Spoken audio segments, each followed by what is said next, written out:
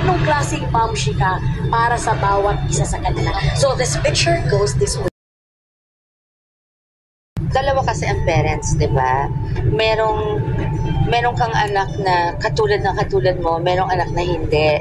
Kami kung tutuusin, para kaming polar opposites.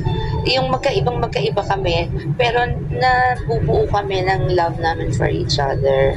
And there are a lot of things na she and her papa are very much alike. Pero anak ko to, anak ko si Case. Balik-balik na rin mo ng mundo, isa lang ang nanay mo. At siya lang ang panganay ko. Siya ang unang-una nagparamdam sa akin ng pagiging ina. So, kahit anong mangyari, mamahalin at mamahalin ko siya. Mahal na mahal ko si Casey. Yes.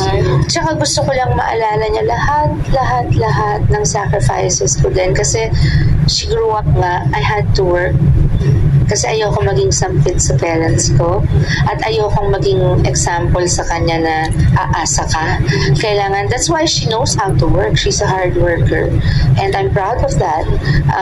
Marunong sa buhay. So, yun ang naipamana ko, na you don't need a man in order to survive. Pero I'm still praying, syempre. I want her to find true love. And it's my daughter.